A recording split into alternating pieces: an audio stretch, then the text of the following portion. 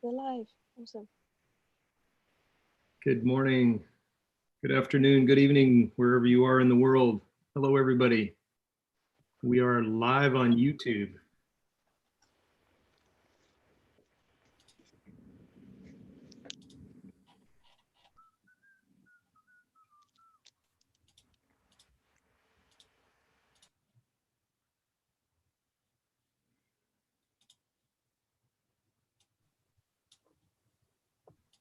All right. I will say hi to everyone. Hi, Mark. Hi, Chris. Hi, Union. Hi, Steven. Hi, Maeve. Hi, Ezekiel. Hi, Anupa. Hi, Anna. Hi, Sarah. Hi, Katie. Hi, Ugo. Hi, Mani. Hi. Hi. Hi. Is it good morning to your side, right, Jimena? Yes, it is. Buenos días. Buenos días. Buenos días, alegría. Yeah. Exactly. Shall we? Who has the control of the slides? I do. Can you switch to the decompression zone, please? Sure. Well, thank you. I'm going to play with you there a little bit.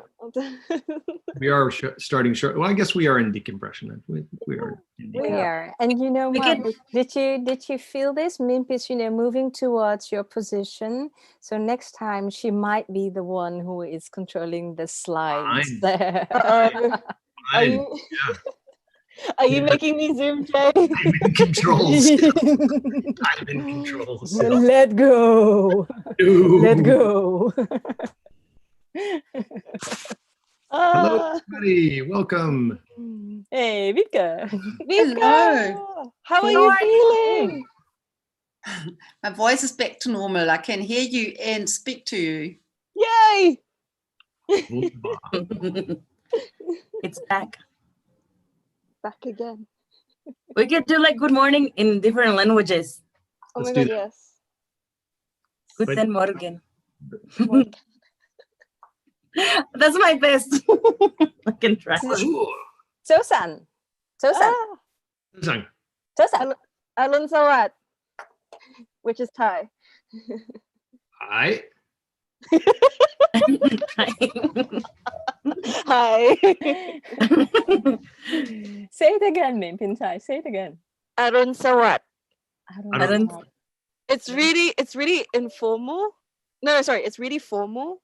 So we don't really use it anymore. We just say good morning. In English. In English, good morning. What's up? What's up? In Mandarin, 早上好. Right? How is it? 早上好. Good intonation. I would say spell it, or can you write it? But then I won't understand either. Oh, I can write the pinyin. In Japanese, Ohayo gozaimasu. Like bonjour. Goimoru. How do I say it, Pique? Goimoru. Goedemorgen. Goedemorgen. Sorry. Wow. Don't write it that way, don't you? Buen día. Buen día. Buenos días. I wrote the Ciao. yes in Mandarin. Thank you, ma'am. 早上好. Ciao. Disclaimer, I'm not fluent. Yunyan's probably better than me. No, I am just a very egoistic and arrogant Cantonese girl. Right. I need to learn more Cantonese. Mark, you're still showing your You're showing the slides. Yeah. I mean, not the slides. Kimono. I just opened the kimono. I need to close the kimono back. Sorry. I just undid all our decompression. That's right. It's decompressing. Thank you for notifying me of my stupidity. Anytime. Cool. Well, anytime. It's okay, we're failing forward. Is that somebody I know that said that? That was me. I recognized your voice. And I appreciate any time because I definitely need it. Cool. Well, we are on Wednesday Web Jam. It's Web Jam time. We're going to wait a couple of minutes, let a few more people trickle in, and then we'll get started. How is everybody today? Good. Does anybody have a quick, short, like 30-second group warm up that we want to try? 30 seconds. Something we can all do with the video or the chat. Oh, we should doodle again on the. Wait, actually, no. Everybody has. That's not 30 seconds. Maybe a shenanigan Shenanigans. with Ezekiel. Oh my god. I can offer a question. Hi, Okay. Sarah. Good. Questions are good. My name is Sarah Jane, and I ask you, what is the scariest thing you did this year voluntarily? Ooh, good one. Let's put that in the chat. Voluntarily. Your answers to what was the scariest thing you've done this year voluntarily in the chat. Ooh, I like that.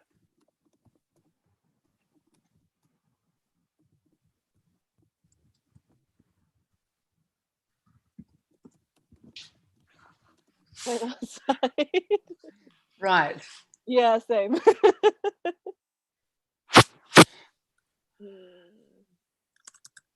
Okay.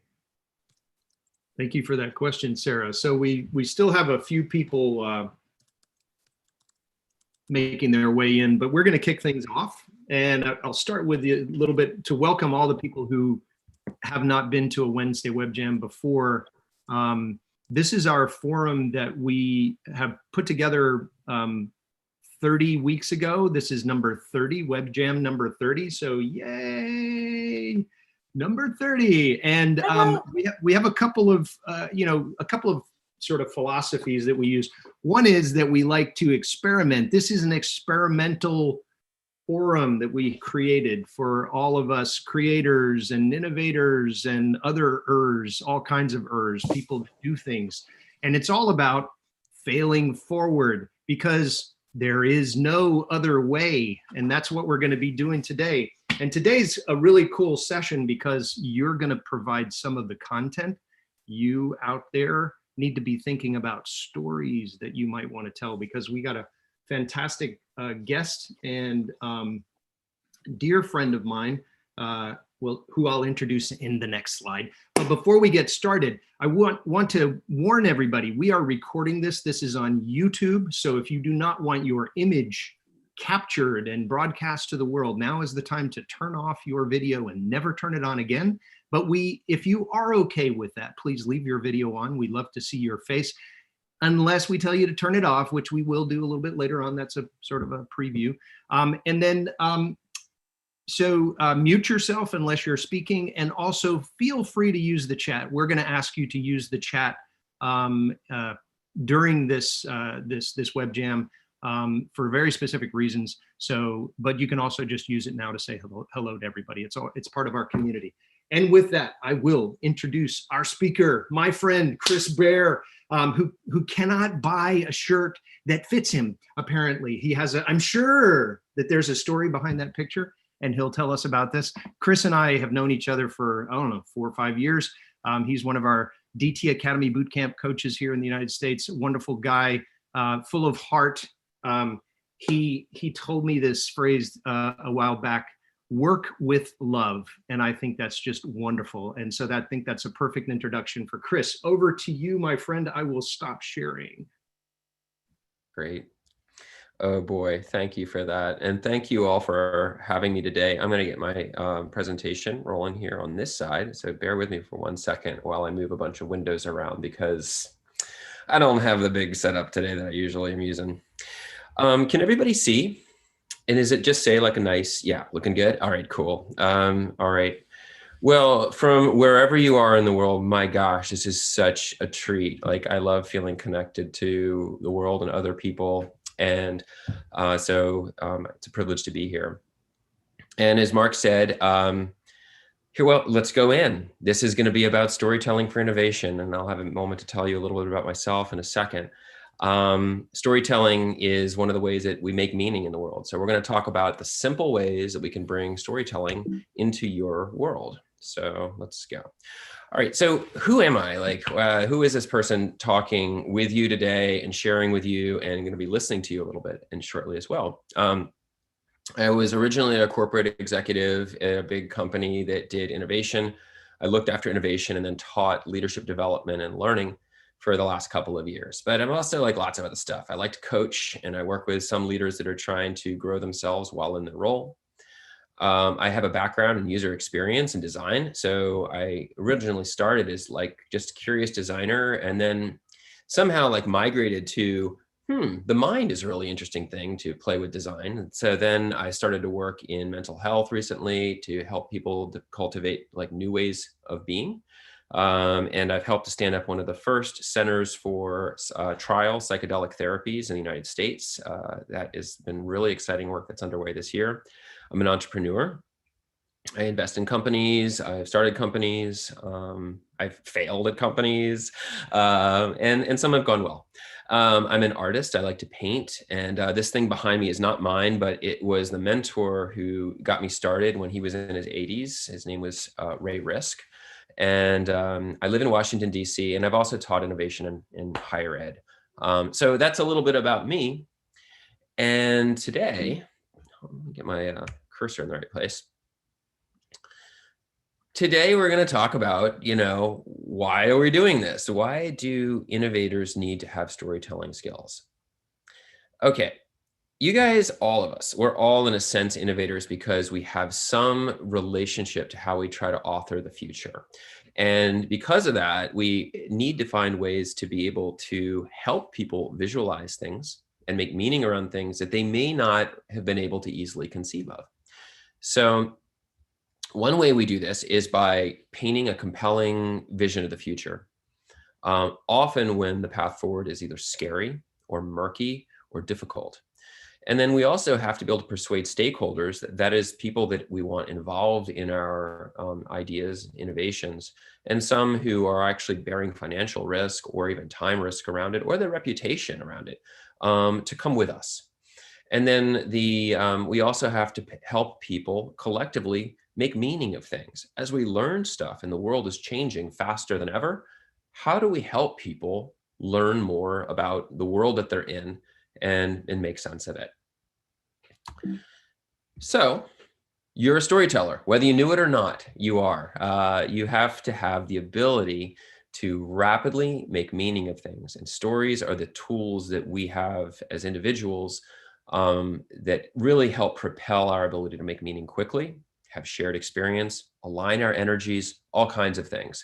And so we'll talk a little bit about what that means today and how we can go about telling better stories. This is one of my favorite quotes of all: stories or data with a soul. I think it's attributed to Brene Brown. The fact of the matter is, though, in this day and age, stories are also kind of like content marketing. People love to hear a story, and they love to have a well-told story like in their mind. If it's really good, they'll even repeat it, which is kind of neat.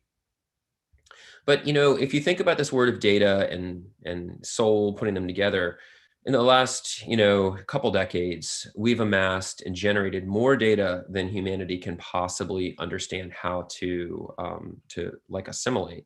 So the real issue now is not having the romance with all the data that we can create, because there was a time like in the late 90s where we were like, look at all this data we're making. How neat is that? And then right on the heels of it came this sort of like, whoa, look at all this data we've got. Now what are we going to do with it? And how do we actually make use of it? So stories actually are, in a way, the downstream piece of what data actually sort of turns into, I guess, if you will, once we have time to make meaning of it. So how do stories work? Well, we're really wired for stories as the main learning mechanism that helps drive our ability to again have a shared understanding of reality. And the first piece is that we have a neural network that's super duper complex upstairs, and depending on which area of specialty you look at, it can do a lot of different things.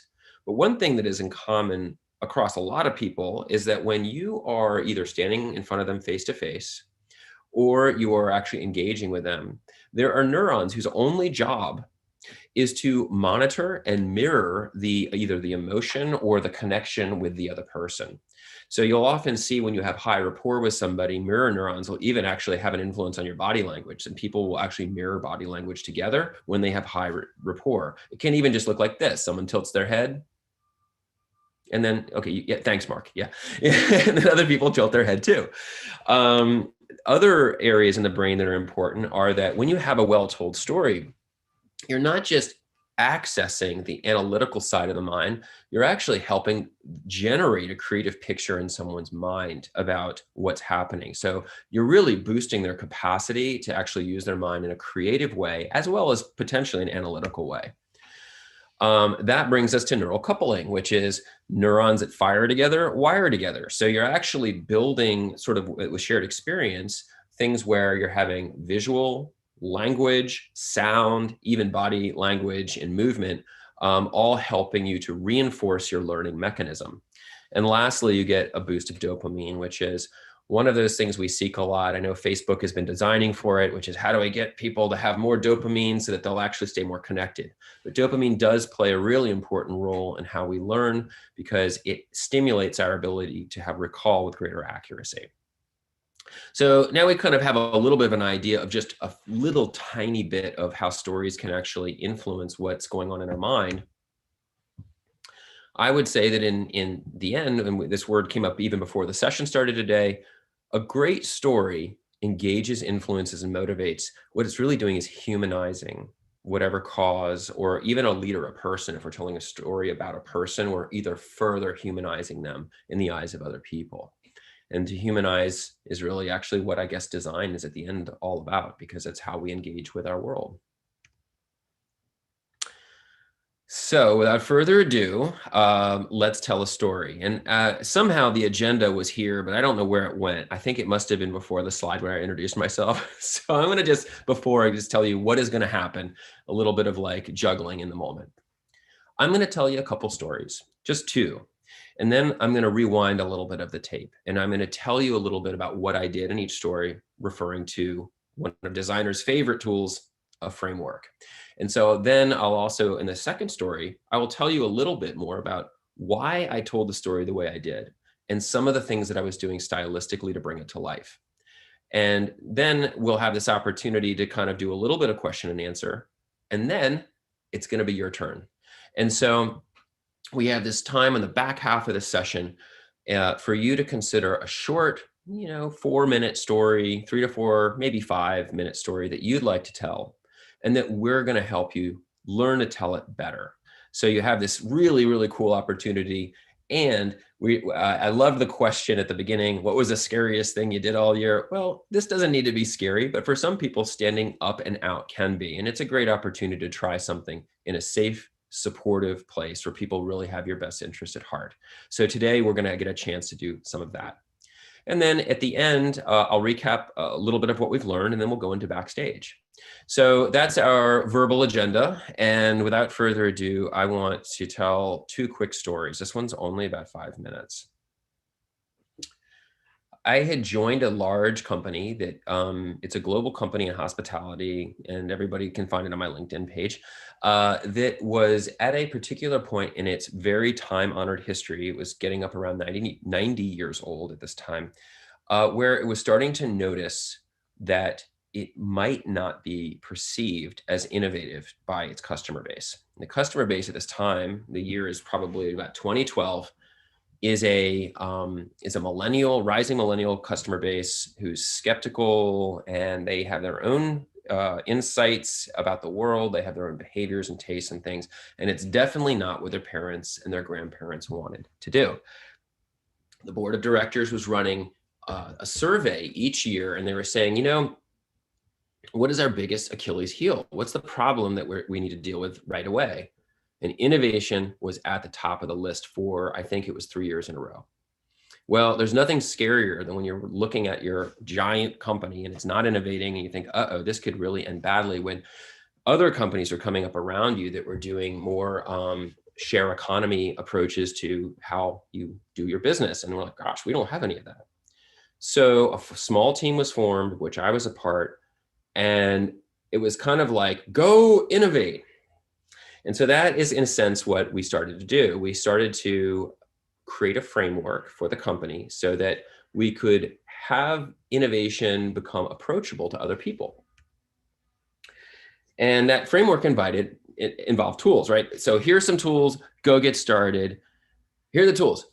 And then like nothing happened. Like the tool sat on the shelf. A CFO of one of the divisions came over and was like, you know, we just paid a lot of money from one of the top consultancies in the world in innovation. And what are you doing with this stuff?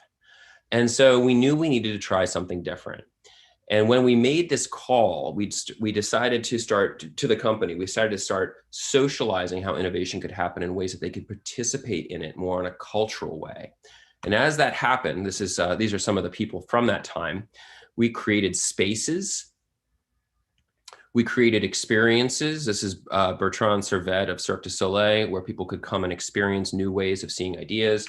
We engaged designers and other people in really surprising locales. And we also engaged academia. This is I went back to where I went to school at RISD and asked some students to help us think about what a desk might look like in the future, where you don't need a desk, or like what happens if we replace the desk.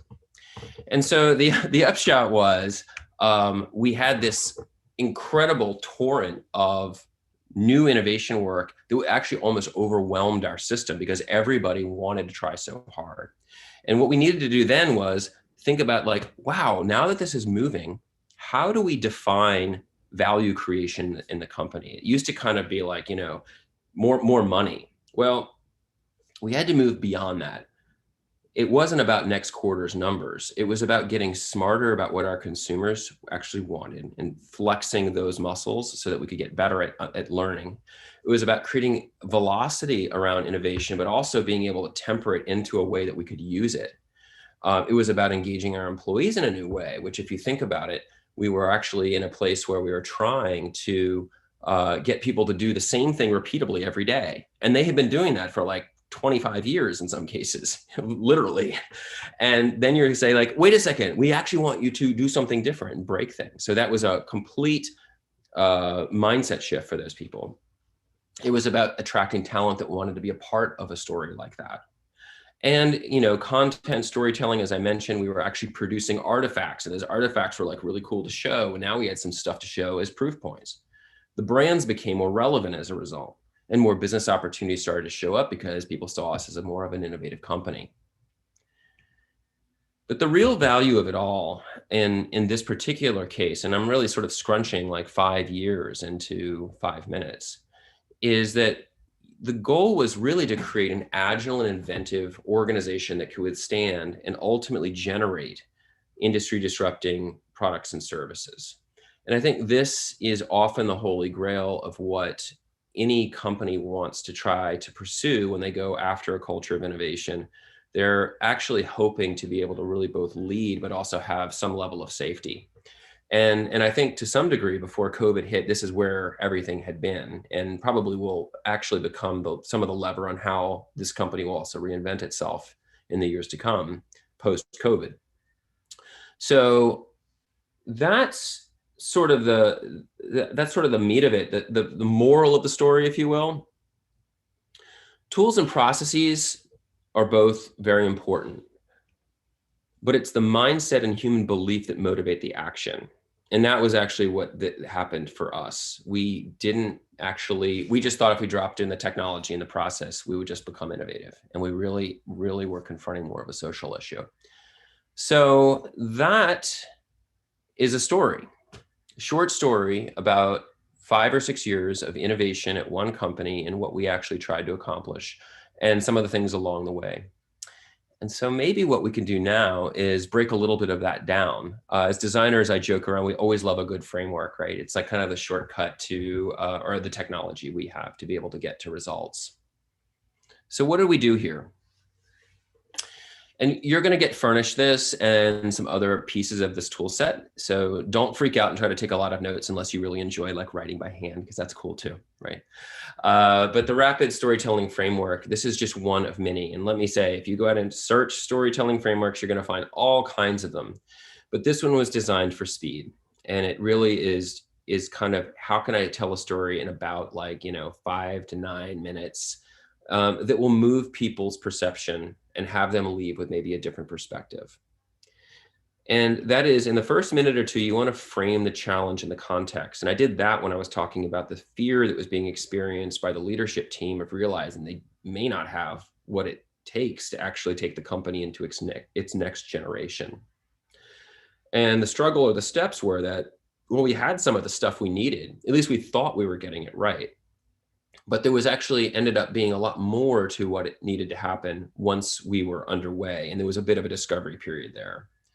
Now, in the last piece where we present the vision of the future, this is often where I was telling a story in the past, but this is where you begin to paint a picture of, well, what could actually be the future we all want to participate in, and how might we develop that?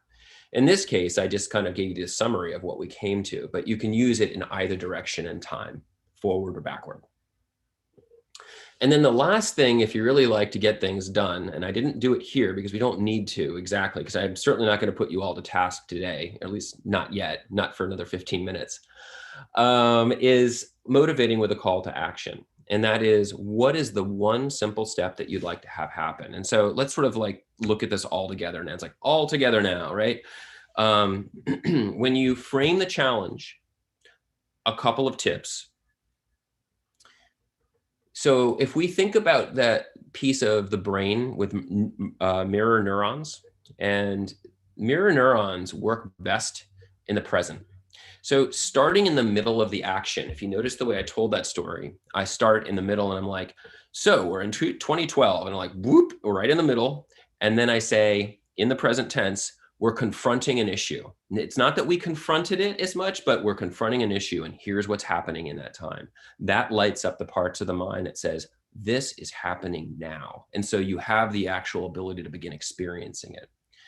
I put 2 slides or 3 slides in to make it visual, and there's going to be another bigger example of this in the next story. But you want to kind of help take people there. And whether you just use descriptive language for that, or you're using visual aids, that choice depends on the situation.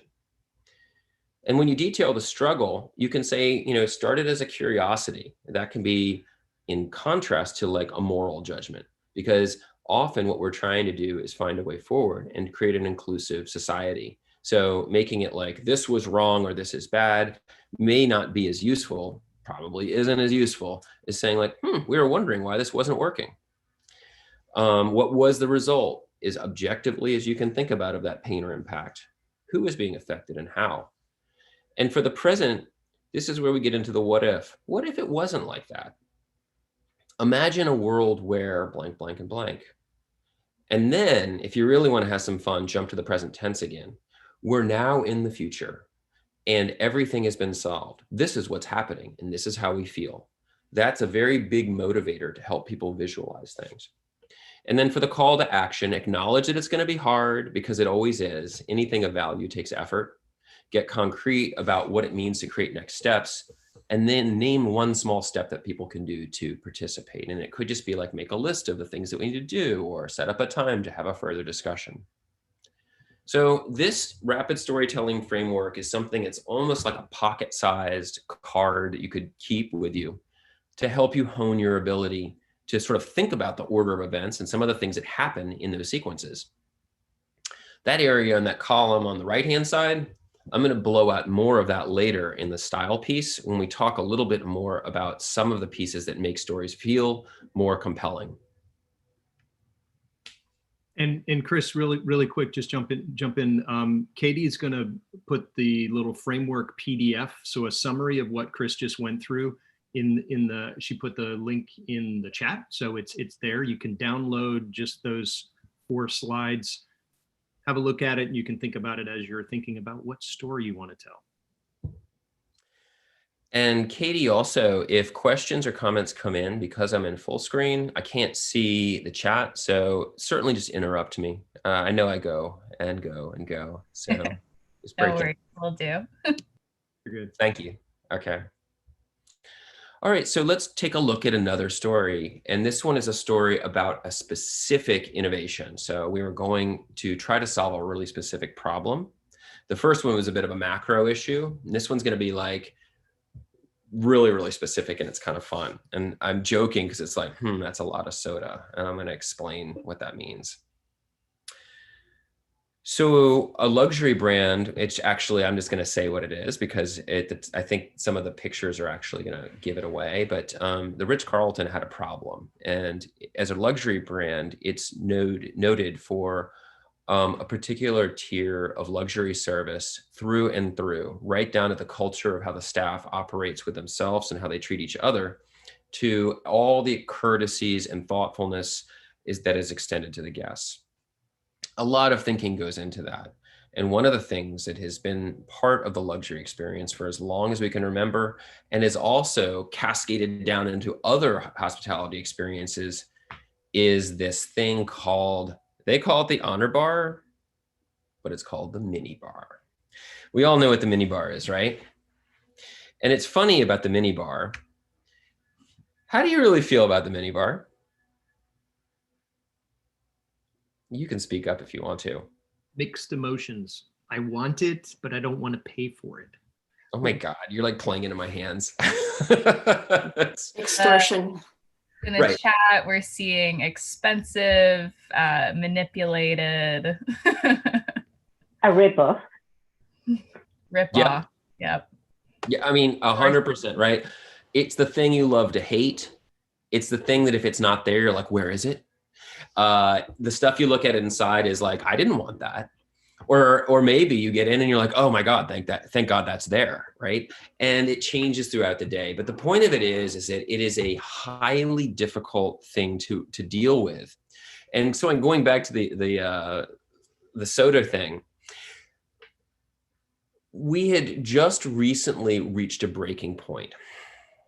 Companies like Coca-Cola had realized that if they put an expiration date on sodas, they had to be removed from inventory. And there's probably good reason for it. On the other hand, I'm sure many sodas would probably last a decade in the can. Maybe I'm wrong, but I'd imagine they've made them pretty stable. In any case, now that there are expiration dates on the cans, you can't have an expired can of soda in a room. Now imagine just for a moment, if you will, how many cans of soda need to move in and out of the room each week worldwide if you have to keep removing these cans because the expiration date is too close in. And that is the level of service. You don't want to have an expired can. So think about now a tidal wave of soda going in and out of these hotels. And that was the thing that led us to this problem, because it really was an operational insight that would lead us to actually have to think about this from a more holistic standpoint. And we were joking because it was like the tidal wave of soda. Now, what are we going to do? It had become cost prohibitive. It was going to lose money. And for every quote innovation that was in the mini bar to begin with, these pressure sensitive things that punish you for picking something up and looking at it or charge you, the customer experience was just generally not that good, or at least it had a bias in one area or another, and the customer was seldom really happy about it. So we started to take a really good look at this. This innovation hasn't really changed in something like 60 years. It started in Hong Kong. I can't remember the name of the hotel that did it, but it really was a novelty at the time to be able to have a refrigerated refreshment at your disposal in a room. It was replicated throughout hospitality over. And as we were started to dig in, what we wanted to do is start to get some of the insights that were shaping how people feel about their in-room experience. And we would go in and we were looking at the realities of like, well, how do people eat things? Is it just bags of chips and drawers? And how much space do we have? And that kind of thing. Those are my sneakers at the time you're seeing down there. And we started a very robust co-creation session with the operations teams in the hotel and the customers. So this is an example of how we aligned the messy work of innovation to a buttoned up brand that wants to feel like it has, control over the experience. And so we took a different approach of, you can see it's still crisp, but also lo-fi, right? So brown box, but, thoughtful font and typeface. And helping them, they really like checklists and things. So we put things in a way. So we're even trying to think about the insights of meeting the team where it would need to be met so that it could feel comfortable innovating in a place where it was really used to having all of its I's dotted and T's crossed. And some of the insights that came up after doing research with our customers were that luxury is changing. It had evolved beyond exclusivity to become more context driven. And if you look at this picture over on the side, this is the Adidas sneaker on the woman, and she's actually wearing, I think, like a Louis Vuitton dress. So luxury had become much more high-low, as they say, rather than it being this kind of gold encrusted, stodgy way of being, which was probably the way it used to be defined. Other insights included that consumers wanted more choice and control. It was driven by technology and their exposure to the way other people were living. How could more personalization be brought to some kind of experience that was not typically that it was fairly standard, but also sort of presented in a premium way and very, very expensive for what you got? And another one is that, and this HB stands for Honor Bar, is that as we're finding out, it's an emotional choice. People have feelings about this thing. It's not just like going into a local mart by the petrol station or gas station to pick up something that you need. They really want it to feel a particular way. So we had to think about that as well. And so we started to do some level of experimentation with those teams. And in the process, we were teaching them how to innovate on their own through this process of innovating this one thing. So we basically brought the entire team along. And so we embedded ourselves in the property, and we started to think about, well, gosh, what would it be like if we were starting to address some of these insights in ways that were more meaningful? How could I stock my fridge? How could I create and optimize my own experience? And what would it look like to do that with a luxury context? So keeping it, again, relatively lo-fi, we started to think about, what might some interfaces look like to be able to design that, and how could I make that happen? We started to try some stuff. We were like, this looks like it's going to be an app, right? It's going to be great. We're going to have an app, and everybody wants to pick up like a strange digital device and type on it. Like, no, they don't. But we didn't really know that at the time, and we had to prototype something. So this seemed to all of us to be one way to go forward. And we also had to think about, how does it look during different times of the day? How do we mirror the brand experience so that it's actually a useful brand experience for people in a way that they would relate to the brand? We began to flesh it out a little bit further. And then we launched our first experiment. This is actually an image from an experiment in the room. And here's our little digital app. We had to have 100 of these little tablets locked down and coded and done in a way, and even prepared for them to be taken by guests because they might have thought that they were complimentary. There were all of these different kind of things that we had to be prepared for. And lo and behold, didn't really work that well.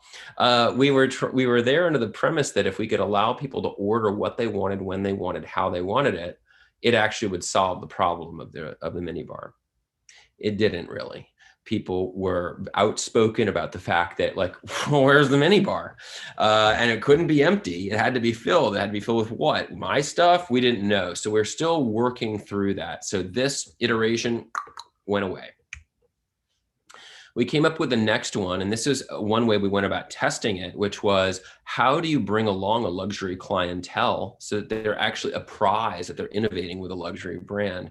And by this is an example of check-in. So it showed like a little card that would be presented, and it was presented in sort of a Ritz-Carlton fashion to the person that they were going to get an opportunity to help co-create some of the luxury experiences in their room. Ultimately, we would refine this into an app. It would be something that they would have on their phone. And the short end of this sort of digital story goes like this, that it needed to feel as if it was actually not an afterthought. It had to feel like it was actually part of the play. So you can see this is one for the one in DC.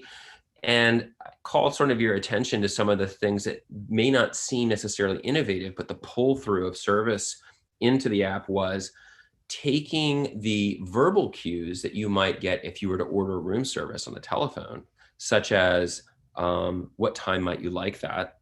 And always ending the conversation with, would you like something else? And there were even all kinds of special things that you could do, not just for this particular order, but we had a screen following this one that had like, would you like us to bring your car around? Or is there something else that we can help you with? So we were starting to work on how we could pull through that human experience into this digital space for people. Well, it went really well actually at this point, and we deployed it at 2 properties as an experiment. And then this is the thing that most innovators forget.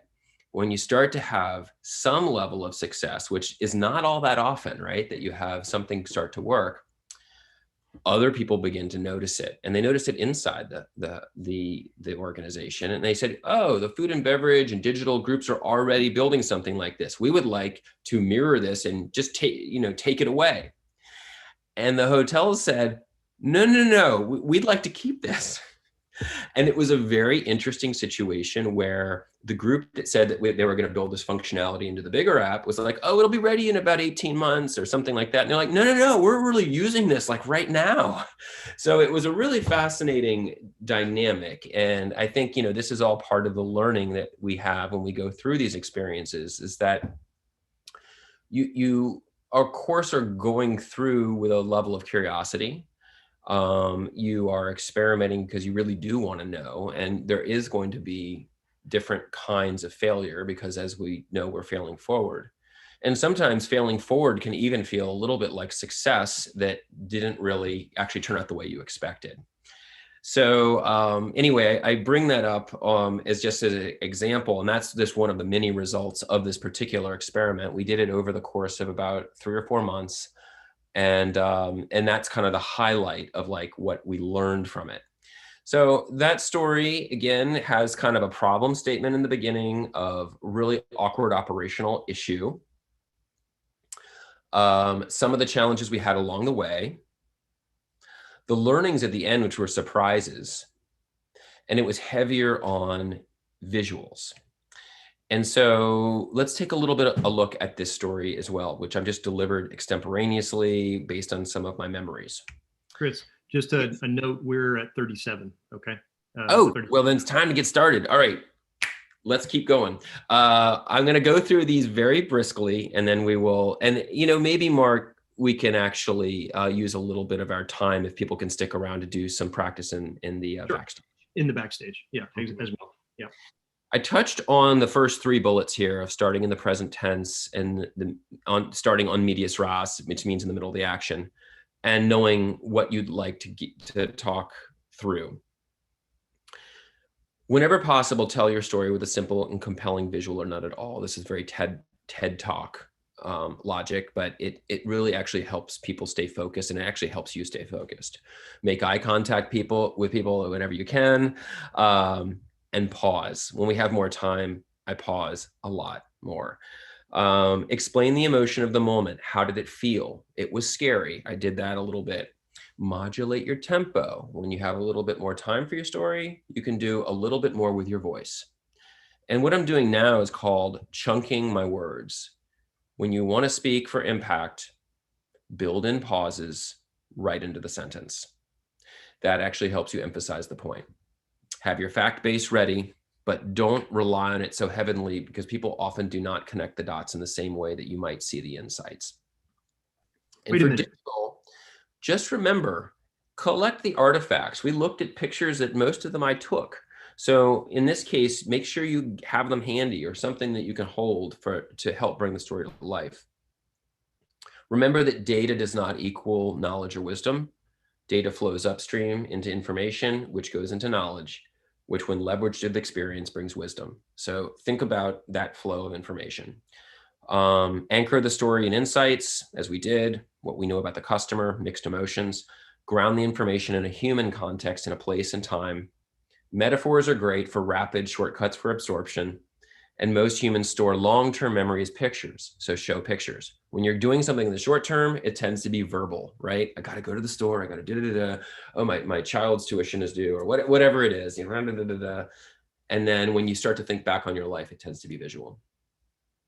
So that said, here's our framework. We're running a little behind. That's okay. And now we're gonna open our story studio. And this is an opportunity to help craft our stories. So this for you, and Mark, do you want to maybe tee this one up a little bit? Because this was an idea I think you came up with. You want to talk about it? Sure. So, chunking my words up, like you suggested, I'm going to do that if I can. Practice a little bit. So what we're going to ask you guys as the audience to do is we want to have 1 or 2 volunteers before the hour, and we can maybe have a couple of volunteers after the hour to tell a story. And we want you to tell that story in 4 minutes or less.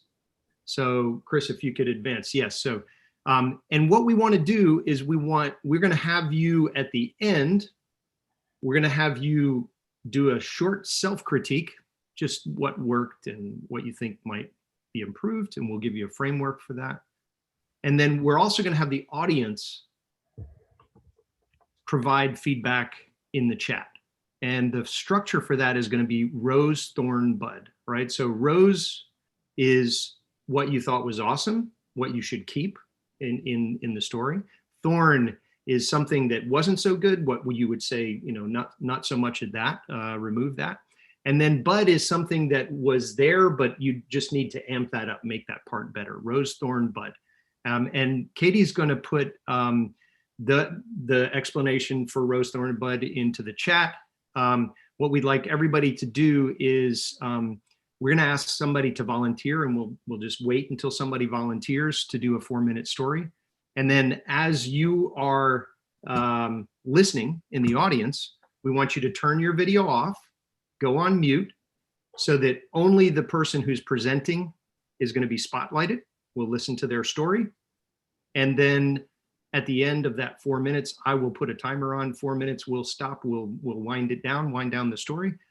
And then we'll give some feedback to the person who's telling the story, and we can all learn together in this process. We ask that the storyteller, whoever volunteers, turn their chat off so that they're not distracted. Just tell us the story. Chris, anything else? What did I miss? That was super. So now it's up to you all. And I think my encouragement is don't miss the opportunity if you feel like you'd like to step up and out, because like I said at the beginning of the conversation, this is a safe place. I mean, even my stories were what they were, and yours can be yours and what they need to be as well. And we're actually all here to help. So maybe the thing to do would be to put a little note in the chat if you'd like to raise your hand so they don't talk over each other. And we'll see if we can just pick 1 or 2, and then we'll go for a little listening session. Oh, we have Hugo wants to go. Shall we just take the first to go? I think it's fair if you Okay. want. Yeah. Hugo, let me see if I can find your picture here. There's a lot of people sort of. So just say something, Hugo. He'll find you. So we want everybody else to put your video off. Hi there. Hi guys. So yeah, everyone, please turn your camera off. All eyes on Hugo. We want him to feel comfortable. And Hugo, what is your story about today? My story, I think, is about transformation. It's about transformation. Well, I'm ready to hear it. Let's listen to what you have to say. Okay, thank you. Hi guys. I'll start with one story. So it's 2013. I'm working as a consultant in continuous improvement processes, and it is after the work I'm getting home and I feel disappointed. I feel disappointed because all the things that I was sharing with my colleagues, I had the impression, or almost certain, that they will not be implemented because the leader had asked me to train their people, but when I got there, I saw that the leadership mindset was not in terms of developing people, but to get them responsible for their actions and for their work without proper training and without proper autonomy. So I felt really disappointed because I think, okay, I'm working in the processes, but I'm not working with the people, and I will not have the possibility to work with the people. And I will leave that company 3 or 4 weeks from now. but they will stay there. So which kind of disappointment will they experience? And now another story, and we are in 2020. People are often talking about transformation, and the transformation is all about digital. How can we use technologies to work remotely? How can we use applications, WhatsApps, collaborative platforms, Zooms, and etc., in order to be more productive and more engaged? And I also feel disappointed because I don't see or watch or have any kind of feeling that the personal transformation or tools for the personal transformation is also being worked. Because transformation in companies, you always have the word digital, you always have the word technology. You don't have the word emotions, feelings, changing, fears. And I don't believe that an organization can be transformed or can be changed if every one of each of the people of that company can also provide, can also have that kind of transformation. And I believe that transformation is awareness, is full attention, and it also is about meaningful conversations. And I do believe that only with technology we cannot achieve conscious awareness and meaningful conversations. So I think my challenge and my sharing today is for you to reflect on which kind of action can you perform, can you do in the next week in order to provide meaningful conversations about transformation in your company without using technology and using active listening, questions, and simply being there. If you want, you can do a list of 3 or 4 things that you consider that could be important in order to create some kind of balance and integration, because we are living liquid times. We are living in impermanence, sorry. And I do believe that technology is not enough in order to cope with these massive challenges and volcanoes that we are living in.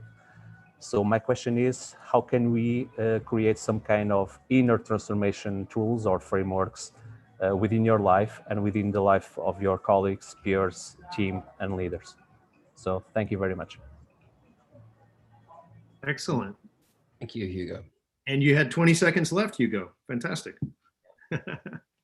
So Hugo, before we go forward with anybody else's comments, tell us about how you did that. What worked for you in that story, and what maybe needed work?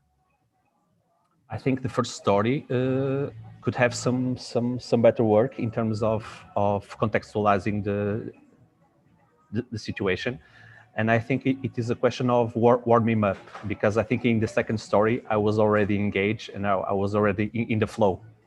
So I think here the question is, how can I warm up myself in order to start the story already in a hotter temperature?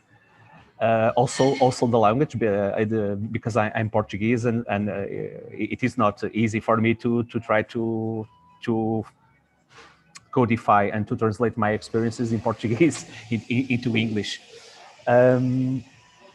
I think what worked was authenticity, and in the later part of the story, I think the passion. I think I was able to show passion, and I was able to express my emotions about the subject without being that much emotional or being an actor with that. So I would say these were the 2 things that I think have worked and have not worked as I could do something different. That's great, Hugo. Now, if you don't mind, if you want to give Hugo a little bit of help, Katie's going to be looking in the chat for the format we were doing before, which is, let me see if I can get it here, the rose, thorn, and bud. And just as a reminder to help Hugo along, rose is what you liked about Hugo's story. Thorn is what wasn't so good, or not only what it could be rude, but what could make it better. And also bud is really what could be amplified. So I don't know the easiest way. Let me I'm going to flip over here to the chat. You have a lot. You have a lot of encouragement, Hugo. That's just great. I have. Thanks, guys. Yeah, I can give you some of the highlights from the chat that I've been seeing come through. So I'll start with thorns because there was only one. Just background sound, wanting to have your voice come out a little bit more and be separated from that background noise. But then I also saw Rose where somebody loved the idea of you telling a story from a cafe with the background noise. So take with that what you will. Some buds, it seems like it took a long time to get to the challenge, and people think that maybe getting to the challenge a little more quickly might engage people a little bit more. Another bud, perhaps less detail initially about your version of the moral or message until later, leave room for the listener to make their own interpretations. But most of all, there were lots of roses in the chat. So people really commented on your present tense and fluent wording, especially having this be your second language, and telling a really eloquent story while translating it all in your head. It was animated. There was a lot of looking at the camera, really steady pacing and blocking. Somebody said, I like bringing your personal feelings to the introduction. And someone took out a specific quote, which action can you provide in the next week? Because it was a call to action. So lots of roses in your presentation. So thank you, Hugo. Good job. Thank you, guys. Yeah. Okay. Yay! Nice work, and thank you for stepping up. We have time for another one, and we can do it fairly briskly. Who'd like to go? Why don't you chat Katie and just say if you're ready to tell a story? I know that Frankie had commented earlier that he'd want to, but I don't want to put him on the spot. So Frankie, if you'd like to tell your story, please feel free to unmute, put your video on, and tell us your story. Yeah, I can tell a quick one. Well, right? Yeah, or Frankie, you go ahead. Or Shara wanted to do it. I'm fine. Okay, I'll just do a quick one. All right. So I will share a story about relationship. So has anyone ever had a relationship that you can remember that's memorable to you? And today is actually my 1 year anniversary with my partner, where we have been dating and confirmed having relationships, and it has been good time. We have great moments where we went to hiking, waterfall, and really exchanged a lot of stories and experiences. But it has been a struggle because every single night we have to have a call until really late night, and it's not healthy at all. And we end up broke up, and it's been really heartbreaking. Even though it seems like a good moment, everything was good, and so I kind of learned and turned this into a relationship with myself. So the opportunity of not having a relationship that I learned afterwards would be that relationship can be a great time with myself. So I use that opportunity to actually exercise every single morning. I work out 5:30 a.m., go to swimming, and have an Olympic swimming coach where we actually do like 4 or 5 times a week. And that's a new relationship in sports and other things. So I'd like to challenge you. What kind of relationship would you like to build with the people, the sports, and kind of redefine it to something that helps you to learn and grow? So that's the story about relationship. And thanks for the opportunity. And also to apply the framework as well. Thanks. Thanks, Frankie. And the other thing I think it's great and that Frankie's pointing out is that stories can be used for almost anything, right? It's a personal story. And so we're talking really about like life. And so, you know, and you teed it up pretty well. You had your sort of framing of the struggle that's happened, and then what you did to start to move through that. And then ultimately what your call to action was. When you think about your own story, what did you notice about what worked and what needs work? I think I like about just being relate to what's the experience is like in terms of the things that's good and bad, kind of relate to the feeling that I had. And what needs work is probably having a little more details and kind of paint out a better pictures on how it actually felt and actually bring the audience along with me. I felt that relation part of other people would be something to have to be work upon better. So that's, yeah. And what worked well for you? Like also, like what were the things that you felt you did really well? Like I think having a framework helps a lot. Like just like using that and say, okay, what's the key point? I just kind of drafted it really quickly on a piece of paper. Like I said, oh, okay, let me just see it out and see how it looks, and say, okay, what does it matter? And just having a little bullet point, and I think that's really helpful to kind of paint out the things in my mind into something that's concrete and tangible to share. So, yeah. Great, thanks. And then for your colleagues that are coming from around the world who just listen to your story, if you would do the same format we've done, which is Rose, Thorn, Bud, and just do it in the chat. And then Katie, as they come in, if you wouldn't mind, maybe picking a few that you think that would be really useful for Frankie, then we could share those with him. Yeah, definitely. So I'll start off with the buds. I didn't see any thorns coming in through the chat, so that's why I'm starting with buds. So some things that people commented on, wanting the camera to be eye level with you, so it doesn't feel like you're looking down at someone or looking up at someone, but having it feel like a more human connection or normal conversation. Bud, more time to talk about the heartbreak and connect that quickly to the action you took. And one last Bud, you can embellish just a little bit more on the emotional experience of your journey so that the transformation lands with the emotional impact. And I just saw another Bud come in. More pauses would be helpful to better connect with your audience. But everybody was also just throwing roses at you. It's like you're on stage. Somebody loved the pauses that you had, especially in the beginning. It emphasized what you were saying. The tempo shifts with I cannot have a relationship with myself. Nice and clear introduction. People loved the message of your story too, finding a relationship to yourself, making a rose out of a thorn, crisp and very to the point. And another comment on how you looked in the camera frame, your posture was great. I like that you stood up to tell your story. So really great job. Thank you so much, Frankie. Thanks, Aaron. Well done. Great job.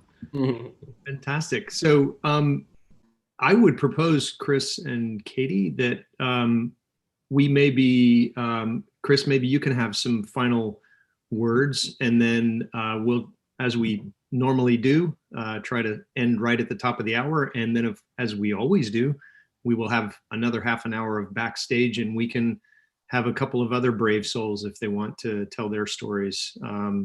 So over to you, Chris, and then we'll right before the bottom of the hour or top of the hour, we'll announce next week's Wednesday Web Jam. Great, thank you. And I again want to say to people that stand up and out in the world, no matter where you are, to tell your story, like my hat's off to you. And I think we all should look to people who have the courage to do that. It's really important now more than ever to tell the stories that need to be told. So you'll leave today, I hope, with a few really simple and actionable frameworks that you can put into place, both in a business setting and also in a personal setting, as we see. And we can think a little bit more about how we maybe tell stories in a way that can land with other people.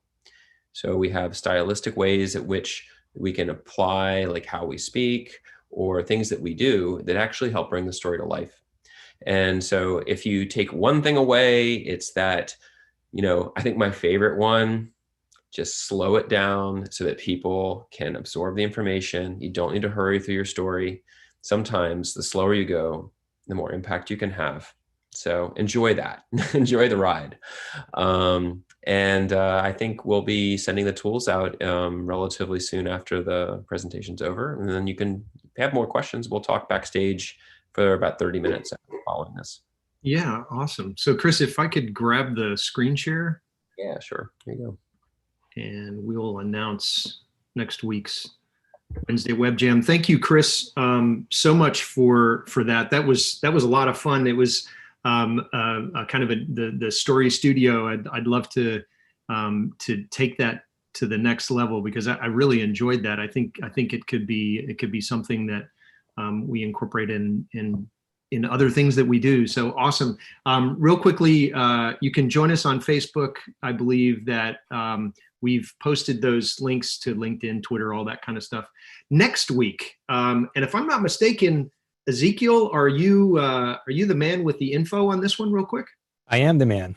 Thank you. With the info, indeed. Go for it. So next week we have some new friends, Lee Kim and Brandon Wedstein, and they are going to play with us and just teach us about exploring design thinking, facilitation and processes with some digital tinkering tools that they've coupled up.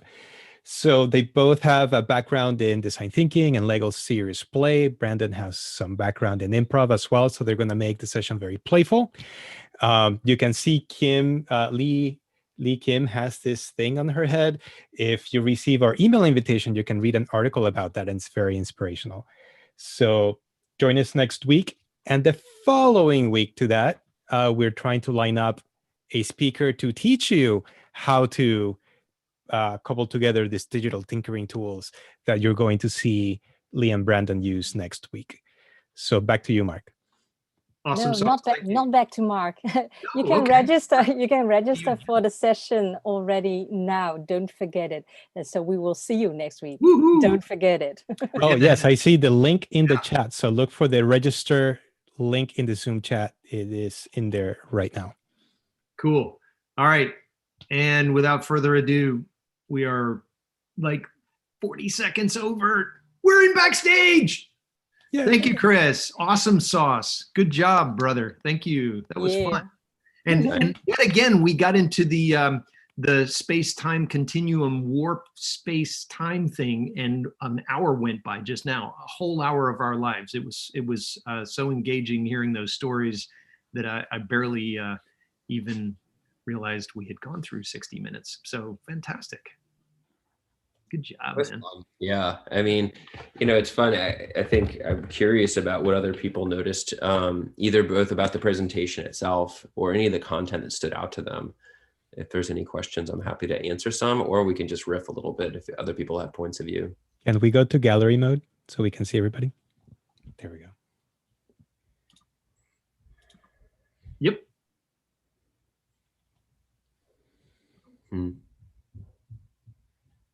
Something that I noticed, especially with the different stories that were told right at the end, Hugo and Frankie, people tend to, especially when asked pretty promptly to tell a story, they often go to themselves. And it just reminded me of a quote from this author that I went to a reading of, John Banville. He said, we often write about people that are like us, or we put bits of people or ourselves into the people that we write about or talk about. And it's because who do we know but ourselves? Like, you don't know anyone truly ever besides yourself. So I just thought it was interesting to see that reflected in the short stories that were told by both Frankie and Hugo at the end, talking about themselves and their experiences, because those are the characters that we best know. So I thought that was pretty cool to see. Before we started today, we were pre-presentation, we were talking about this idea of storytelling in the mind, and that each of us as an individual, we all have this sort of we generate stories so quickly that we don't even know that it's happening. So like, we're the author of our own story, we're the actor in it, as Katie's pointing out. We also tend to be the audience and the narrator. So like, when the story's made, we're actually retelling it to ourselves, and then we are believing it. And it takes a certain amount of both perspective and sort of maybe even discipline to be able to recognize that that's happening, not believe everything we think too fast, maybe give even our own stories a second look,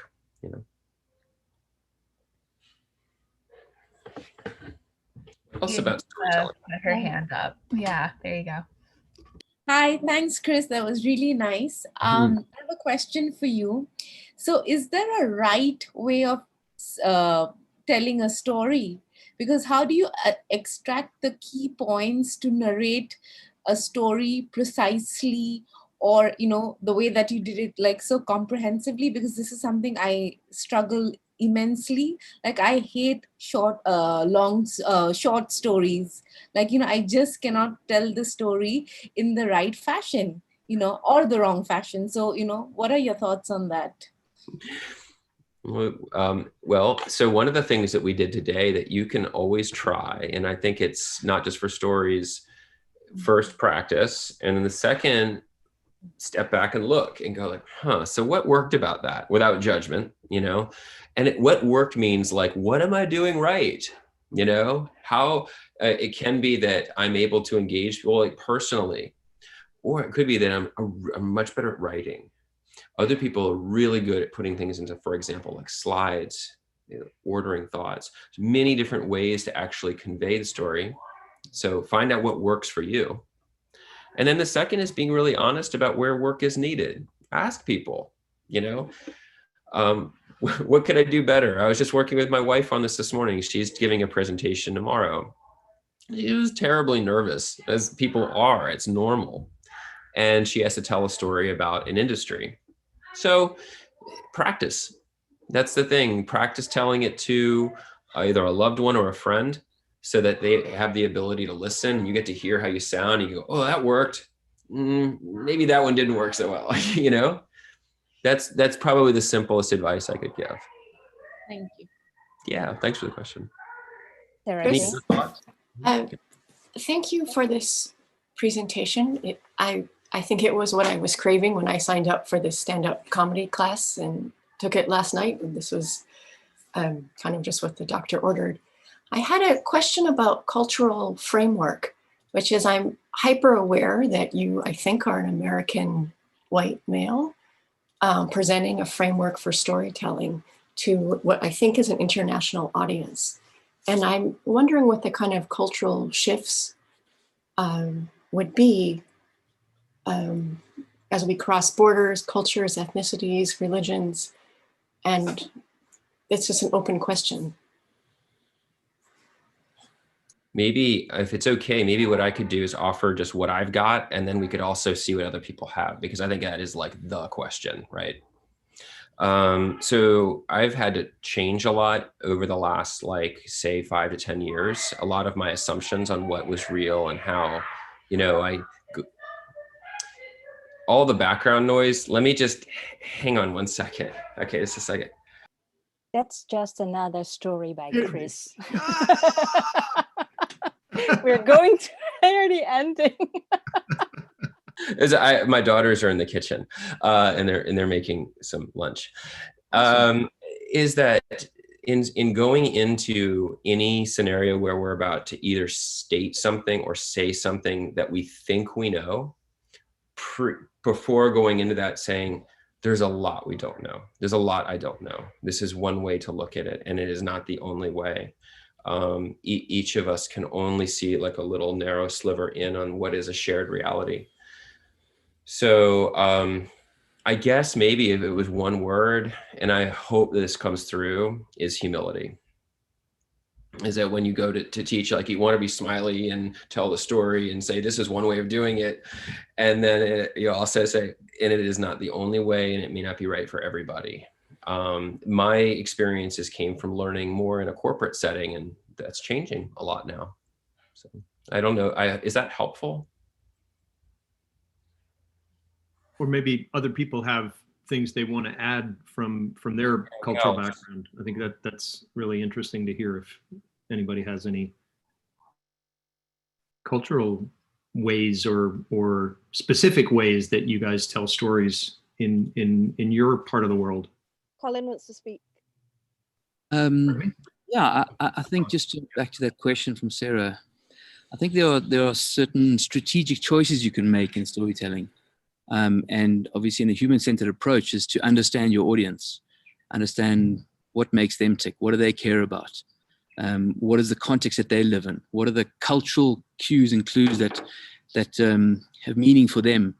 And even though your story might be personal and you might be the character of a story, the question is how can you allow your audience to relate to your story because it's their story? Because it's something about the details that you use in your story that allows them to place themselves in your story and imagine themselves in the context and the world that you're creating for them. So this idea of knowing your audience and strategically choosing details, specific details, and placing them in different parts of the story so that your audience will be able to relate to it and understand, oh, I understand that, that's me. And I think that's also showing cultural sensitivity, cultural respect, and you need to do the work. You need to kind of, go in and unpack and do some research and just take a little bit of effort to understand their world, their context, and what they care about. And in that way, I think you're both showing respect for culture and also making strategic choices that will allow your audience to land and have emotional impact. Absolutely. I love that, Colin, because I think what you're really doing is you're building bridges, and it has to fit at both ends. And like I work with, it's not intercultural, but maybe it is. I'm working with engineers, and then I had this workshop, 3-day workshop with musical teachers, and they speak a completely different language. So they need different stories. And so I'm highly interested in the intercultural context too, but maybe, if I'm informed correctly, is that you have archetypes that you find in every place in the world. So depending on what sort of story you tell, you might be able to connect to those archetypes and then develop those. Just an idea. Yeah, I think even just to add on to that, Vibke, even personal experiences or insights that you have about what you don't understand about culture can be really interesting and humorous and create a kind of an empathic build empathic bridges for people. So when I first went to Norway, my very first night, I arrived in Norway and I was with my girlfriend at the time. We went to a bar, and we're standing at the bar, and two of her friends walk over to her, and they start talking to her. I'm completely ignored, and after 10 minutes, I eventually sort of tap the guy on the shoulder and I say, "Hello, my name's Colin. How are you?" In my culture, it's normal to introduce yourself straight away. "Hey, how's it going? How are you?" And then carry on the conversation. And I thought this was very strange and odd. And that's a little story I tell Norwegians, because then they laugh at themselves and they go, "Oh yeah, that's what we do. Yes, that's what we like." Yeah. What's interesting is both what you're saying, Colin, and what Chris said, and I think Vibke as well, is that connecting to your audience. It's not. I'm looking back at your framework, Chris. It's not actually there, but that's like the first thing you have to do. I think you have to figure out a way to, whether it's humility or finding something in their culture that you can make a personal connection to. In that, I remember back reading something about presentation skills, and the first thing you need to do is establish some rapport, or if you're speaking as an authority, some sort of legitimacy to speak about what you're speaking about. But that all comes down to that thing that you mentioned, Colin, is that human-centeredness, right? It's like your design, what is in it for the audience? And, you can tell when somebody's trying to sell you, and that's when they don't care about you. They're caring about themselves, right? And I think that if you're there, you position yourself there to tell that story. And it's almost like the story is a gift to people, right? It should be, right? It's kind of interesting. I like that you have to make a human connection. Yeah, I agree with that, Mark. As I read once, your story has to be in service to your audience. And for it to be in service to your audience, it has to have value. It has to have meaning that they can relate to their own lives, and something that resonates emotionally and has impact. And I think if your purpose for telling a story is clear in the beginning, it becomes easier to make those strategic choices. I think I think really good points about that. In a deeper dive in storytelling, these are the pieces, right? It's all of the pre-work of being an observant, respectful, and curious individual is actually a big part of actually not barfing something onto people, but actually telling a story that they can relate to. And, I probably even could have done a better job at the beginning of this, saying like, this is really innovation storytelling for within a business setting, where there's sort of rules around like how people are going to we're going to spend money on this, and you've got to convince me of that. And then we've kind of gone into like storytelling at large, storytelling as a gift, storytelling as a service, and I think there's a lot to unpack there for sure. There's so many perspectives and so much to learn. Yeah, something regarding the culture piece. One way that I've been experimenting with and working with people is looking at fundamental human needs. And I put a link in the chat for the Center of Nonviolent Communication, because they have a needs inventory.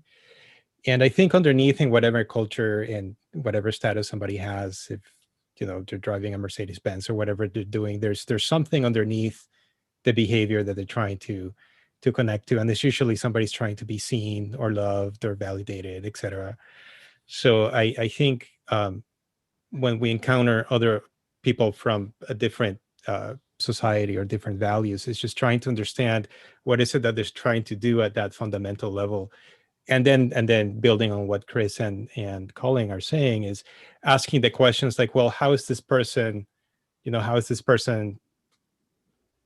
how do they go about being seen or being loved or being validated? And I think once you start to click with that, it's relatively more straightforward to be able to then make those connections, right? Kind of like sync up with their vibe. Awesome. Nina, you had something. Hi. It's not directly related. This is I put this question in the chat early on, but I had explored this this idea of story framing a while ago, and I don't know if any of you are familiar with this concept, but the idea is when you're in like an iteration phase of design, prior to doing a wireframe, doing something called a story frame, where you actually kind of tell the story of what the user's optimal experience would be.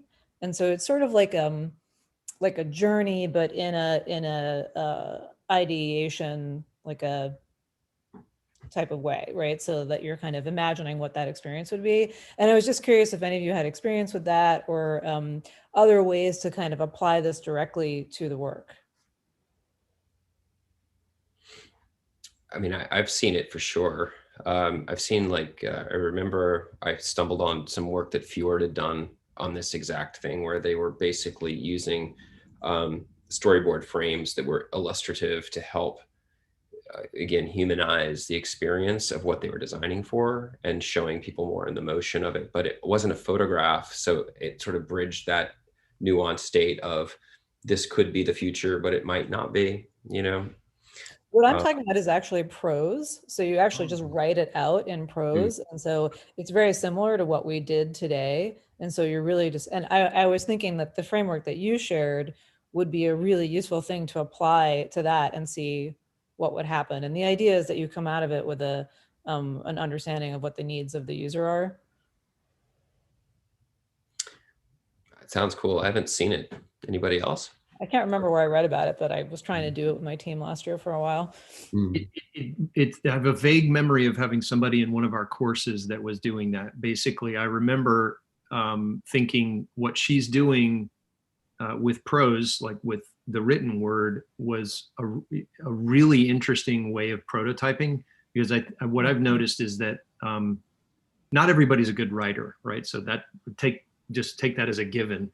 But one of those things that when you write things down, it becomes, it clarifies your thinking. So if you're trying to tell a story, actually writing words down and maybe writing out your story helps you to kind of answer a bunch of questions. But I'm not sure if that was story framing. Is that what she was talking about? But as a way of prototyping, writing is so freaking powerful.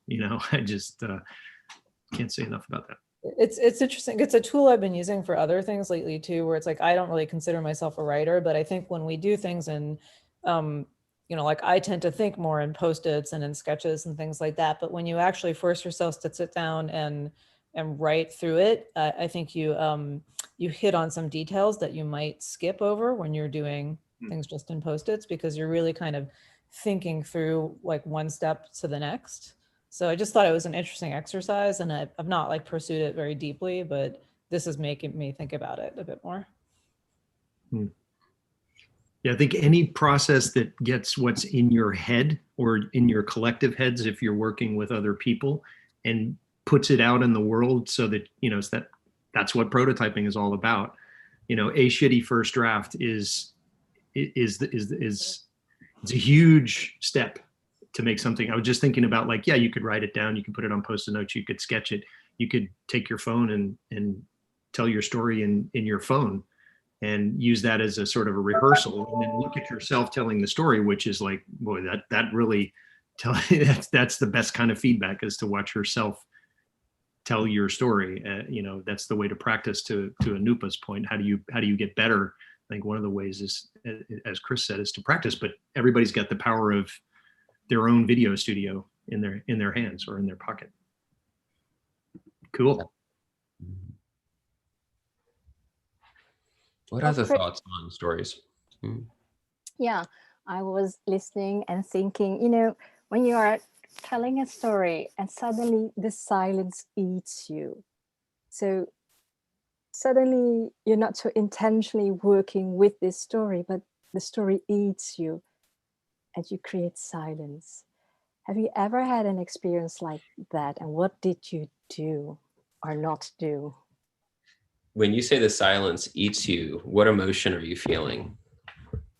And entering a different zone, not knowing exactly where I am arriving, anxious, dark, or perhaps colorful. Well, I think your point is interesting, that people do experience the visualization or the embodied feeling of stories in different ways. I mean, we watch people, sometimes will tell a story and the impact on others is they can burst into tears. And there is a certain anxiety of, well, I'm in this person's hands, you know, what emotions are we going to be touching here, you know, in this place, if we're really in the deeper end of storytelling. In your earlier comment about the story consuming you, or the silence, sorry, consuming you. But it brought up a thought, which is that, you know, do we consume information or consume stories, as we're always said, we're consuming something, or do they consume our attention? And it's a really kind of, it's a little bit, you know, an interesting thought to think about when we enter into a place where information is shaping our sense of reality. You know, the more powerful the experience, whether it's even watching a movie or we're listening to a podcast.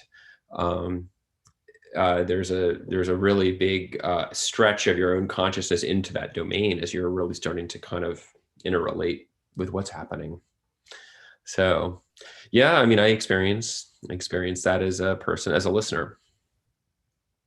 And what do you do then? As a listener, what do you do? What would you do? What could you do?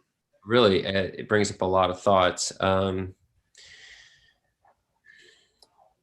So there's a theory sort of it's more in like, I think it's in the therapy space, which is being an abiding presence. That when someone is taking the time to tell you or share a story that's, you know, personal or important, or even if it's just in a setting where, you know, it's a critical setting, abiding presence is a non-judgmental state of readiness to give full attention to somebody and have faith that you're going to be able to go through what is presented. You know, it's underpinned again with love, right? You know, the deepest of good intentions of seeing things shared and understanding that you're going to hold them in the best possible way. So there's no quick call to action. Maybe not. Well, I think you said, what do you do when you get in that situation? I think you listen, right? I mean, listening is a gift. Right? You can't tell a story if you don't have somebody listening. Like a tree, it's like a tree falling in the forest, you know, whatever. but no, even if somebody's silent, I don't know. I mean, can you have a story if you don't have a listener? Anyway, I forget about that. So somebody had mentioned, how does not being present, how does this new sort of world of work and interaction change the way we tell stories? Does it? Yeah.